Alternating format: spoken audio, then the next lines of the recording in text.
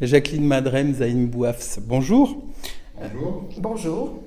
Jacqueline Madren, vous êtes adjointe au maire d'Échirolles. Zaïm Bouafs, vous êtes engagée depuis de nombreuses années à Échirolles et vous êtes tous deux candidats et candidates sur la liste Échirolles en commun avec le maire Renzo Sully. Première question, Jacqueline Madren, nous avons vécu une crise sanitaire inédite pendant laquelle la ville, les parents, les enseignants, les enseignantes se sont mobilisés pour poursuivre les apprentissages. Comment avez-vous vécu cette période et puis surtout, quelles conséquences pour les enfants a eu cette période ? Alors cette période nous a tous surpris, tous et toutes. D'abord parce que c'est une crise d'une ampleur inédite, parce que il y a eu énormément d'informations, de contre-informations.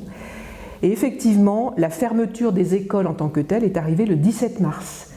Donc il a fallu faire face au niveau de l'ensemble de la communauté éducative dans une organisation complètement nouvelle. Alors d'abord, il y avait les enfants des personnels prioritaires, les enfants de soignants que nous avons accueillis dans 2 lieux puis 1, puisque un seul suffisait. Donc ça questionnait évidemment les protocoles sanitaires qui pour nous étaient complètement nouveaux. Et puis il y a eu tout le travail, l'engagement des enseignants pour se relier aux enfants et pour faire en sorte qu'ils continuent les apprentissages du socle commun de connaissances. Bien évidemment, pour eux, ça a été quelque chose de très novateur. Alors on peut souligner réellement le travail qui a été fait, mais nous savions, parce que le ministre l'avait annoncé assez tôt, qu'un certain nombre d'enfants commençaient à décrocher parce que tous les parents ne sont pas à même d'accompagner les enfants. Même s'ils peuvent le faire, être professeur des écoles, c'est un métier et on ne s'improvise pas professeur des écoles. Le confinement, la promiscuité, les difficultés sociales, tout ça a été exacerbé clairement par la crise. Donc nous avons créé très vite une cellule de veille éducative et sociale, de façon à bien repérer les situations avec des besoins spécifiques. Quand il était question de scolaire et d'apprentissage, bien sûr, on renvoyait sur l'éducation nationale. Je souligne qu'on a un partenariat assez important, voire très important, avec l'éducation nationale, chacun étant dans son champ respectif, mais on essaye d'être constructif, tout ça pour l'intérêt des enfants. Ensuite, la question des rouvertures des écoles s'est posée. Comment vous avez procédé sur cette question ? Alors déjà, nous avions maintenu un taux d'assiduité très élevé, beaucoup plus élevé que ceux du national, puisque pratiquement aucun enfant n'est resté sur la touche. Quand il était absent, c'est qu'il était chez papy-mamie, pour se faire câliner, pourquoi pas. Mais la réouverture a été compliquée, parce que du coup, elle a été très très instrumentalisée, vous l'imaginez. Non, c'est irresponsable, etc., etc.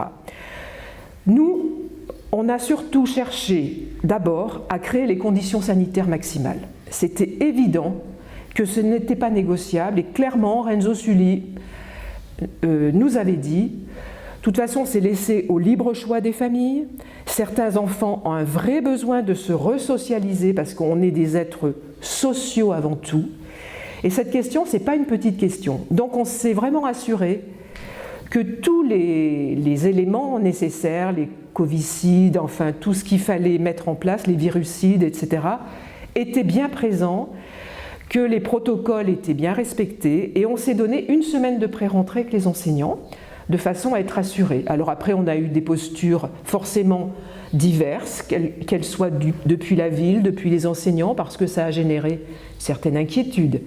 Mais le travail collectif paye et ce n'est qu'à ce titre que cette reprise progressive a été réussie. Même question, Zaïm Bouafs, comment vous avez vécu cette période ? Écoutez, cette période a été difficile pour tout le monde. Ça n'a pas été une partie de plaisir, notamment pour nos enfants, parce qu'ils ne pouvaient plus sortir, rencontrer leurs copains, etc. Moi, honnêtement, la période a été moins dure pour moi, parce que j'ai fait partie des gens qui se sont investis dans la confection des masques. D'abord pour le corps médical, et ensuite pour le reste de la population. Cette période a été moins dure, c'est vrai. Donc on a essayé de faire de notre mieux, mais ça a été facilité aussi par l'investissement et la gestion exemplaire du maire Renzo Sully, ainsi que les élus de la majorité et les techniciens de la ville, qui ont fait un travail extraordinaire. Donc, moi, je n'ai pas à me plaindre. Merci. Jacqueline Madren, le confinement a représenté une crise sanitaire, certes, mais elle a aussi eu des conséquences sur l'éducation. Comment voyez-vous l'après-Covid au sens de l'action d'Échirolles en commun ? Alors il y a deux niveaux. Je pense qu'il faut trouver un équilibre entre deux niveaux. Il y a un premier niveau qui est celui de l'opérationnalité, du retour à l'école publique et républicaine. Et bien sûr, quand M. Macron décrète le retour, on a l'impression que tout peut se faire d'un claquement de doigts, ce qui n'est pas vrai. Donc je crois qu'il faut qu'on se persuade qu'on doit agir ensemble, parce que rien n'est simple. Nous, on a fait le choix, par exemple, de ne pas ouvrir certains équipements pour se concentrer sur les désinfections, les nettoyages et redéployer tous nos personnels sur les écoles. On a fait le choix de mettre des acteurs culturels, éducatifs, sportifs, animateurs dans les écoles pour venir consolider la présence des adultes au sein des établissements. Et surtout, on a fait le choix des vacances apprenantes, c'est-à-dire de remettre à niveau des enfants qui auraient des écarts importants, avec nos acteurs dans des médiations fortes, en particulier avec un camp cet été, famille-enfant, qui aura lieu à la Motte d'Aveillan. Donc tout ça, c'est un travail considérable. Alors vous avez toujours, bien sûr, l'immédiateté, la restauration, les besoins de ci, etc. Donc on a essayé de tout tenir. Et le deuxième champ, et c'est pour ça que moi j'ai une grande confiance en Renzo Sully, parce qu'à la fois il est dans le concret, mais en même temps il ne perd jamais de vue les valeurs et les enjeux.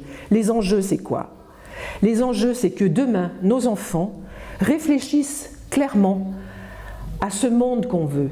Parce que ce coronavirus, il nous questionne sur notre façon d'être dans notre monde. Le productivisme, le réchauffement climatique, la déforestation, tout ce qui amène aujourd'hui à faire émerger des situations nouvelles et inédites qu'on ne sait pas gérer. Donc ça questionne fondamentalement notre monde. Donc l'école républicaine à laïque, elle a tout son rôle à jouer pour que les enfants aient vraiment des clés et deviennent de vrais acteurs. Et je pense qu'il faut, avec l'ensemble de la communauté éducative, penser effectivement l'immédiateté, parce que chacun a à cœur de pouvoir reprendre son travail, mais d'avoir une vue beaucoup plus lointaine et se projeter, sinon ce qui n'est pas tout à fait terminé peut potentiellement se reproduire.